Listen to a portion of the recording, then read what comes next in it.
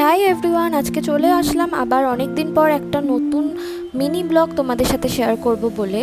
তো তোমরা কেমন আছো আমাকে কিন্তু কমেন্ট করে অবশ্যই জানাতে ভুলো না। আমি সানডেতে শিবখোলাতে গিয়েছিলাম ঘুরতে। আমরা 4 জন ঘুরতে গিয়েছিলাম ভোর 5টার সময়, আমি, আমার হাজব্যান্ড, আমার দেওর আর যা মিলে।